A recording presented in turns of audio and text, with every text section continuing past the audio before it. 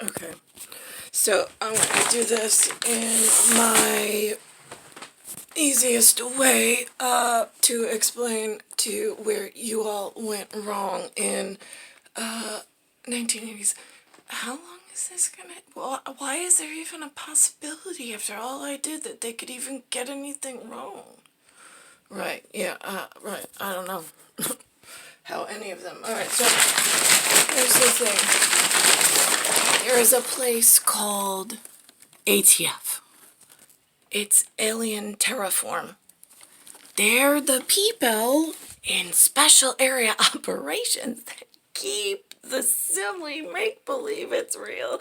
Right, so all of the living stupid and unaware don't get hurt. That's how we left you last we visited. Okay, now stay with me, because this one gets tough to realize who's still here, because I thought we left some staff and management in the know.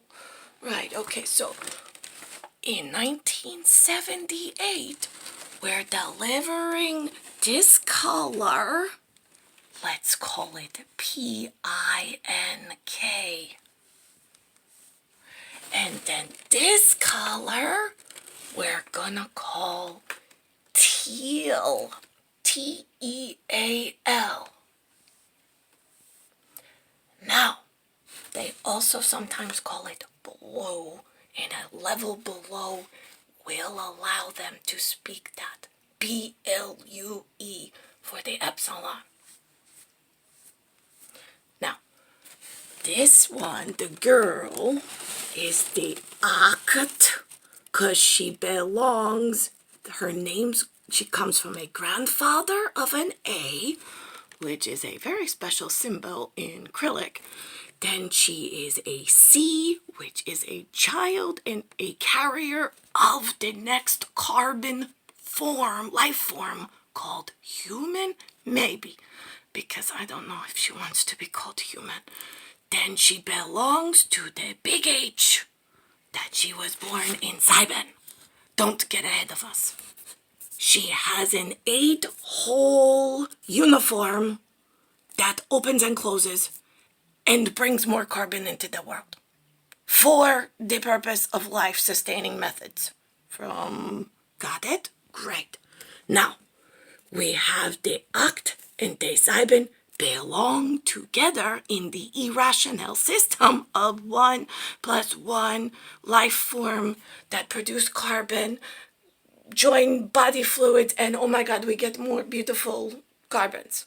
Great. Now, one of them is going to be a 3 and the other a 4. It doesn't matter in this version of trial by action, where by the time it happens, you already proved what a piece of shit and how useless you are, and that you were not worth the amount of resources, effort, or time that you stole and did nothing with it.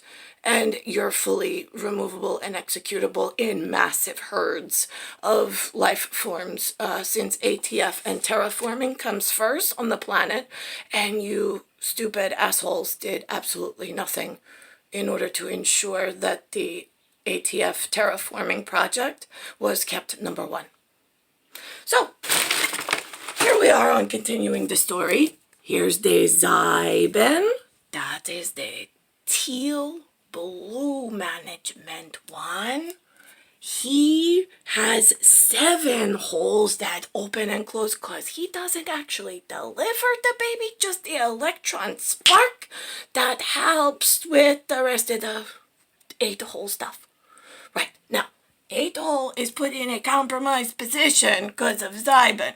So the Zyben that she was built for, it is super important, because she really likes the size of him and that he is strong and can protect her. Now, in this version of You Are All Fucking Useless, you did not deliver me into the relationship ATF required. In fact, what you delivered me into is some American fucking shitbag of human Okay, so now here's the thing. This is 1948. By accident, there's a lot of snakes in here. Poisonous, venomous snakes. Oh my god, you hear them? Right, okay, so now ATF by accident put one, well, they put a whole lot of mice in there to feed the hungry venomous snakes, but one of the mice, well, we didn't mean to put it in the bag, but it accidentally fell in with all the rest. Right, so we need you to put your whatever claw in and get the one out. Right, yes, you missed that boat. That would have been Linda, my carrier. Right, so now the shit in the brown shitty bag. Right, okay. So the venomous snakes, they're going crazy. Yeah, got that. Okay, and then there's food in there. Got that. Okay, but now I still have, this is what terraforming, we'll pretend this is Earth, because you heard it before, and this is Jupiter, is stupider, because that's where all the problems and the humans live. Still. So now in 1948, nobody did anything in this version, in this trajectory, to get the Linda out of there, because she's bringing in the Act next. She's the next one up on ATF's roster and is uber importante. Right, okay, great. So now what do we do when you didn't do anything, stupid fucking useless human? Right, and then the one little mouse, right? Nobody's done anything for terraforming, not even once. I just had a whole argument with stupid fucking useless Anthony. Tia Frio, 1975. Actually, let me stay this way for the lighting. So he says to me, he says this all the time. He's like, listen, he's like, now, let's backtrack. I met Anthony somewhere in 2010.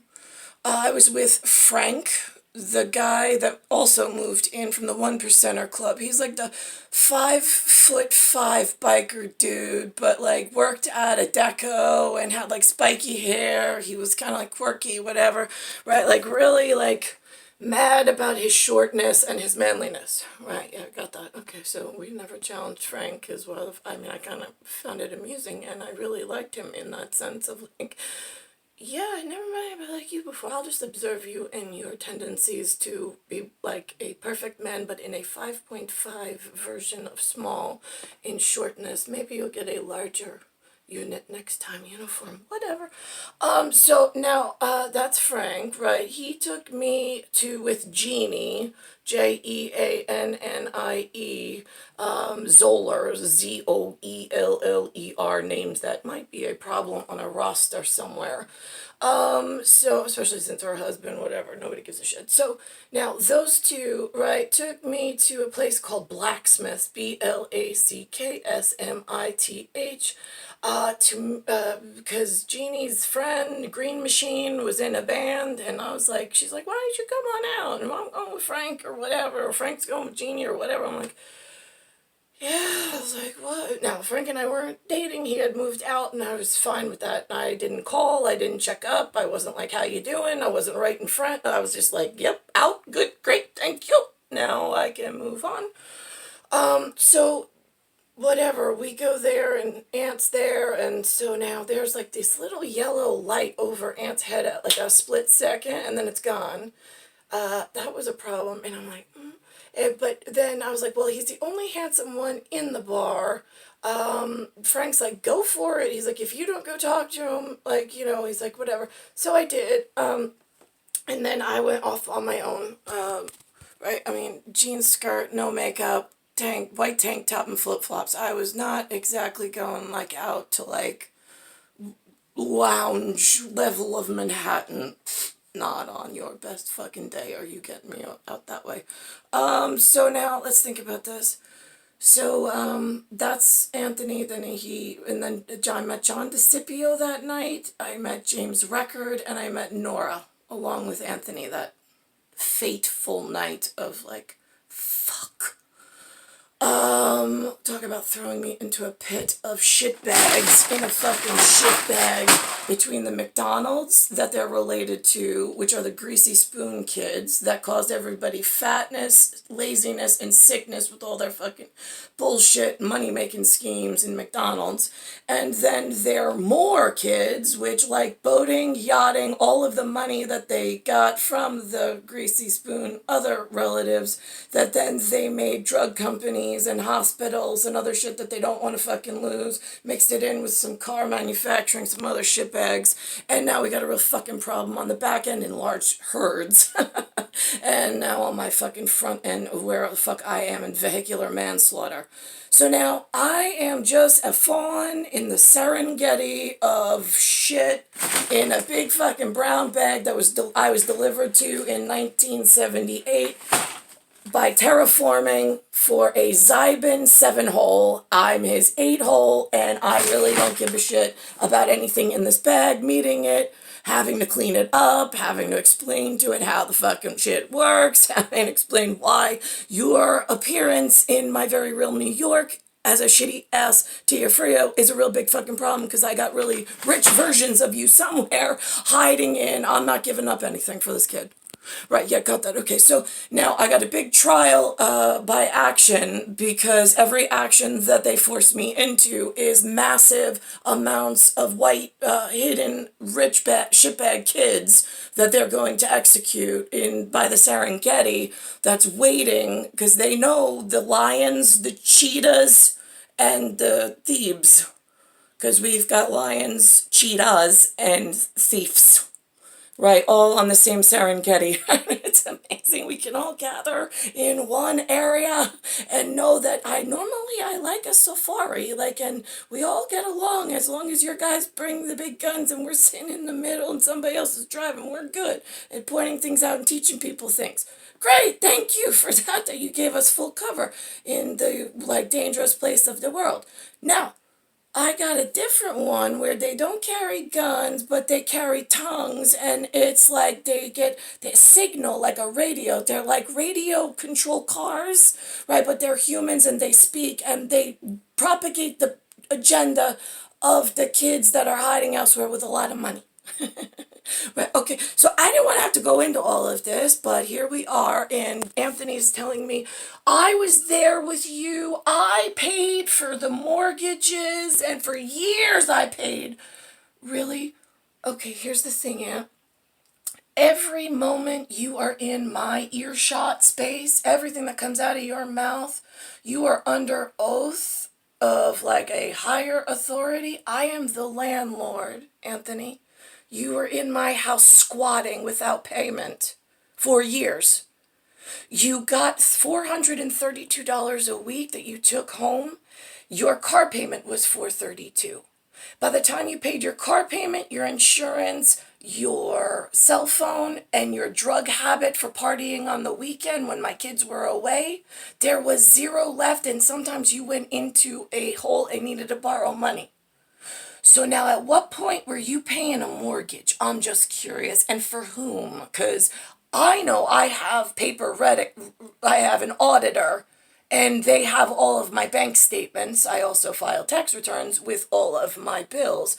So now I'm just curious, since you have no evidence of anything that you say, and everything you say is being held against you and others behind you in this trial by action for them allowing you to occur in my life, they all put their lives on the line and are now going to die without having to have another trial. Because it happened. Right, so here we are in your fucking lying shitbag mouth. I will not stand for. I'm submitting for full execution of them and you. Since when Johnny Lasagna came from my force of my Zybin of where I belong, right, he came, met Nora at the stadium bar, Keith was there, and Keith and Anthony went to the bathroom for a distraction with some cocaine. I stayed seated and kissed Johnny Lasagna, walked outside since we're Garfield and Odie, and he wanted me to leave right there, and I was like, I will, but what do I do? Because I now got this thing. Like, how Nora will get him home? Great. Okay, you think that's okay? You know what I mean? Like, that's the kind of person I am. I didn't want to leave him stranded, but if I had known, I would have, like, whatever. Bye. So now, what do we do?